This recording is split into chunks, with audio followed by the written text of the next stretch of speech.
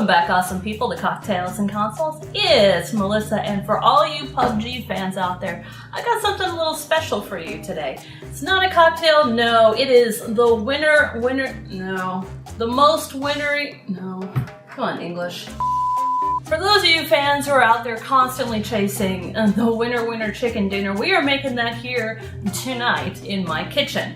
For those of you guys who never had chicken Kiev, it is the magical merging of fried chicken and butter. Let me put it to you this way. If you want to slay a date night dinner, make this. And it's super easy to do. I know it looks very daunting to cut open the chicken and butter sauce comes running out. It's actually pretty easy, and you can do a lot of the work ahead of the time, so that way you can just do the cooking of it the day of. Here's what you need.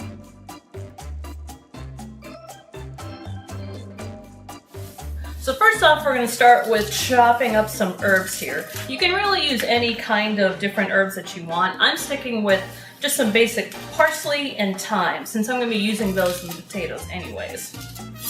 Make sure your chef's knife is nice and sharp. Let me know if you'd like to see how this is done. I'd be happy to give you guys a quick tutorial. It took me a while to be able to get the, I almost said motion down. Then I forgot I'm on the internet. Let's not use that. So you want to gather it up just so. I like to curl my fingers over the top so my knuckles are near the knife. And then you just rock back and forth. This may take a couple of passes through. If you're not a fan of chasing the parsley all over the mat, feel free to use flat leaf parsley. It actually works a little bit better. The flavor's still the same. And yes, I know the matte colors are different. I basically filmed all the B-roll last night. Repeat this a couple of times until it's in relatively smaller pieces. And then we can go on to my favorite technique. Now that's nicely minced, we're gonna make a little bit of a triangle here. And you guys have probably seen this action done before. Put your hand on top of the blade, and you're just gonna rock it back and forth. Now you're gonna notice that you have to go a little bit tall on the first couple of passes. You have to mow through a couple of times. But eventually, we'll get it all down to a nice mince. And now, once you have your herbs nice and minced, then you're gonna want to blend it into the softened butter. Along with the herbs, be sure to put in a good helping of both salt and pepper, plus any kind of spices that you'd like to add to the mix. Next, take a sandwich bag and roll the top over your hands. Using your spatula, put the butter inside of the bag and push all the way to the bottom. This is going to be our makeshift piping bag.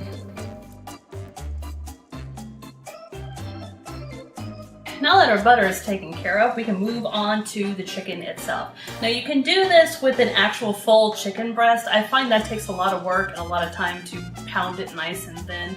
Diggity. So I actually found chicken breast fillets, and this will actually work a little bit better because it requires less prep to be able to get it nice and flat as we need it to be able to roll with the butter. So for this, you're going to want a really nice sharp knife. This is what's known as a filleting knife or a boning knife. Same thing, for the most part. One's a bit more flexible than the other one. This one I believe is a filleting knife because it doesn't have a lot of bend to it.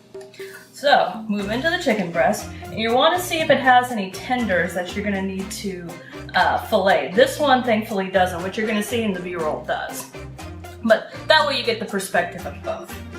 So starting with this one, you'll notice that it's a lot thinner at the bottom than it is at the top, so we need to even that out. In order to do that, we're actually going to cut into it halfwise using nice long strokes.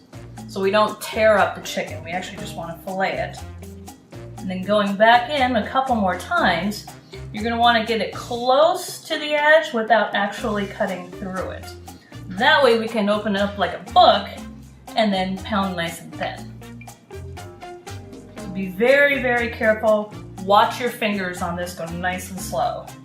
Now the chicken is nicely filleted, we're actually going to use 2 slices or pieces of cling wrap.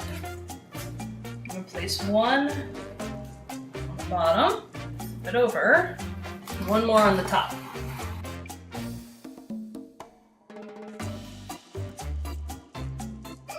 So So the top piece will help to keep the chicken from getting disintegrated. The bottom piece we're actually going to use to help us roll up the chicken Kiev. Then you don't need any kind of fancy mallet. Just use whatever you have that has a nice flat base on it. I'm going to use this potato ricer. Press.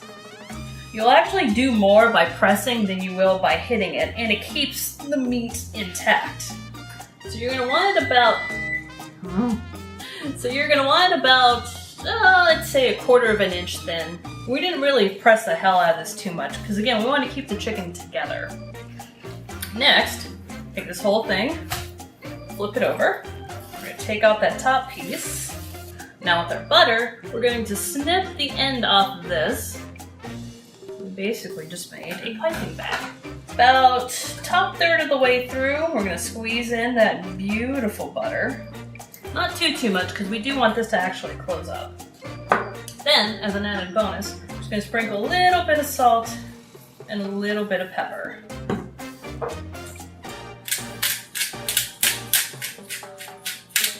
So you really want to make sure this chicken is nicely seasoned.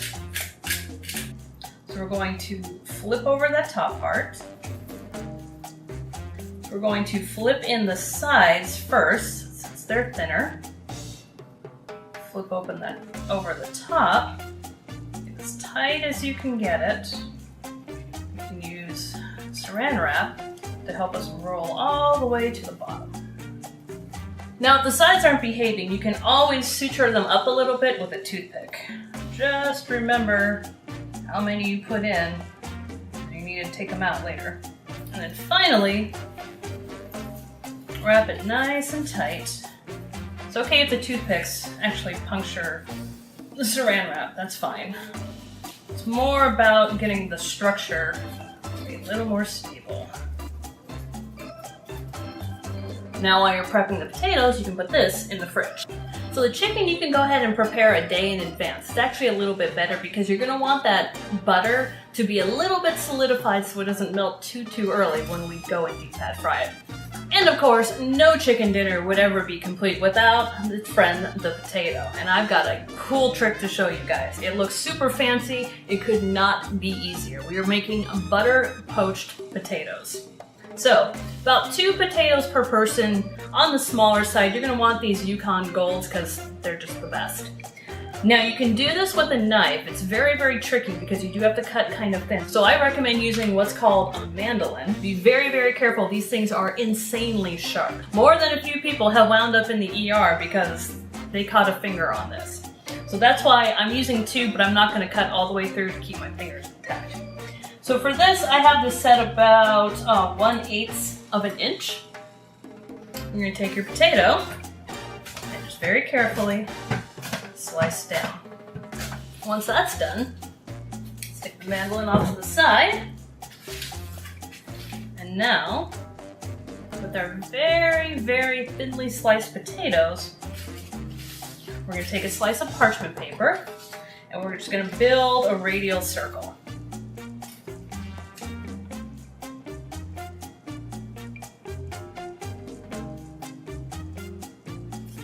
Remember to stick one piece right in the center to help make sure the butter doesn't soak all the way through. And then every layer, you always want to salt and pepper.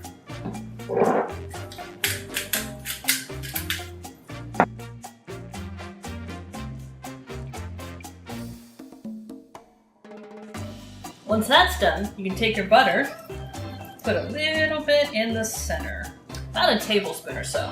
Let us not forget our herbs. Finally, the last thing we have to do is just to close this up. To do that, take your parchment paper and just start folding it over the sides.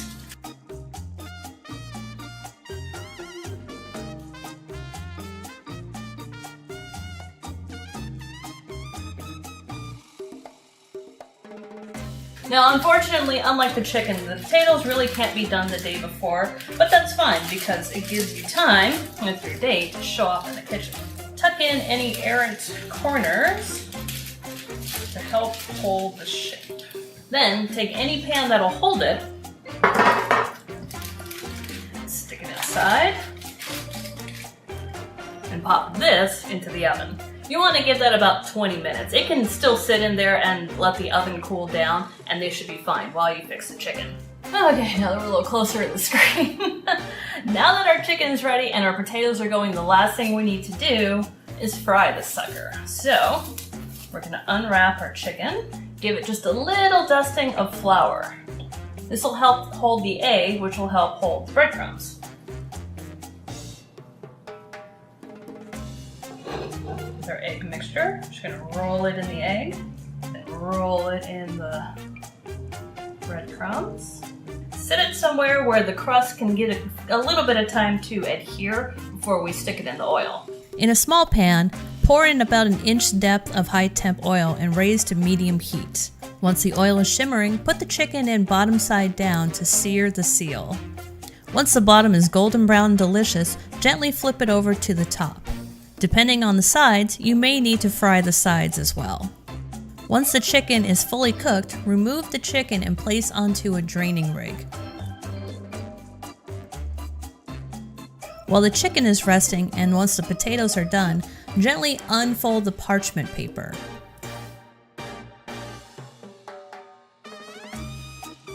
Using a spatula, carefully slide under the potatoes and transfer them to the plate, keeping the design. Finally, take the chicken and rest on top of the potatoes. And finally, this just would not be cocktails and consoles without a cocktail. So, since we went fancy on the dinner, I'm going a little bit simplistic on drink. So I'm just pairing this up with a nice Guinness Blonde. You don't always have to use wine. Sometimes you can butch it up a little bit with a beer. Cheers! And there you have it. One dinner dressed to impress. Hope you guys have enjoyed this. If you guys do make this, please take a picture and tag me on Twitter. I would love to see it. And if there's any other games that you guys would like to see, either a cocktail or a dinner made, please let me know. You can find me on Twitter, you can find me on Instagram. I'll put all that information down below. Cheers, awesome people.